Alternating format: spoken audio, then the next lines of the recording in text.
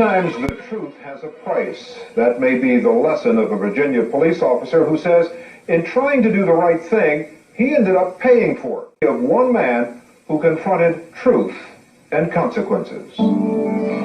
This is the Truth and Consequences podcast with Doug Poppa. From Las Vegas, Nevada, this is episode 76 for Monday, December 13th, 2021. Amidst rising murder rates in the Las Vegas Valley, which are up around 69% from last year, several Las Vegas Metropolitan Police Department Homicide Bureau detectives have recently transferred out of the Bureau. According to police sources, homicide detectives Maureen C. Bogatay and Gerald J. Mouch requested transfers out and are now assigned to the sexual assault detail. A third homicide detective also requested transfer out of the Homicide Bureau and is now assigned to the Computer Forensics Unit. Sources said transfers out of the prestigious Homicide Bureau are uncommon. Usually, homicide detectives remain in the Bureau until they retire or are promoted. With only 24 homicide detectives assigned to the Bureau, sources said, losing 3 experienced detectives is not good.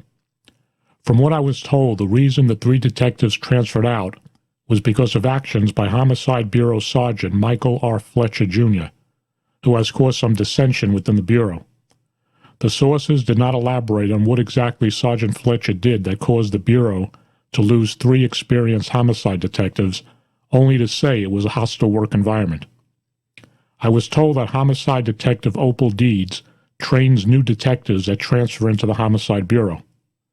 Detective Deeds was assigned to the Homicide Bureau from the Vice Section, and if you recall from my prior reporting, then Vice Detective Opal Deeds was involved in the botched 2018 criminal investigation that led to the late Jesus Carvajal being wrongly arrested and charged with multiple counts of kidnapping and sexual assault, crimes Carvajal was totally innocent of. In 2018, Keyherra Green, an innocent woman, was wrongly arrested for murder by Las Vegas Metro Police Homicide Bureau detectives and spent 2 months and 11 days in jail for a crime she didn't commit. Green filed a civil rights lawsuit against the department and the homicide detectives involved in that case. In 2019, I reported that Clark County Sheriff Joe Lombardo, who runs the Las Vegas Metro Police Department, transferred then Vice Detective Justine E. Gaddis to the Homicide Bureau.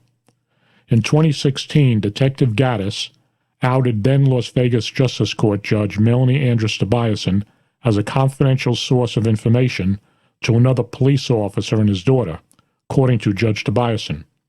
Tobiasson had been providing information to the vice detectives about prostitution fronts.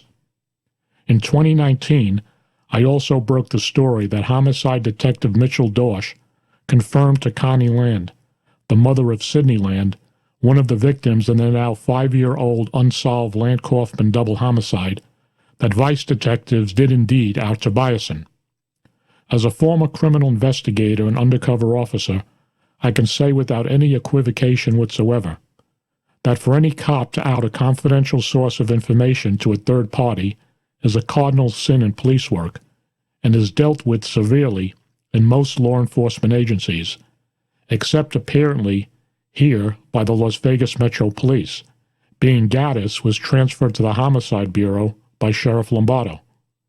I have to wonder how many other confidential sources of information and or informants may have been outed by the police over the years. Let's not forget Judge Tobiasson's allegations that the police had all the evidence to make arrests in the unsolved Land Kaufman murders and failed to do so.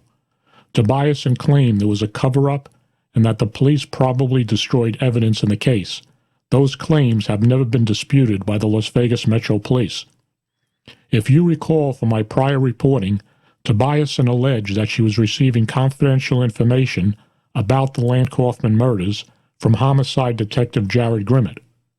In 2020, I reported that Connie Land received information that Homicide Detective Jared Grimmett, one of the 2 detectives investigating the Land Kaufman murders, his daughter once had a personal relationship with Shane Valentine, then a suspect in the murders that Grimmett was investigating. Homicide Sergeant Michael Fletcher, as I previously reported, informed Connie Land in an email that it was not an issue with the department concerning Grimmett's daughter and Grimmett not advising his superiors about the conflict of interest. Several retired homicide commanders throughout the country who I have spoken to told me that such conduct would never have been tolerated within their own agencies, and that the homicide investigation was compromised by Grimmett not being removed from the case. Thanks for listening, folks, and remember to subscribe to the YouTube channel of Truth and Consequences with Doug Poppa. Much more to come in future episodes.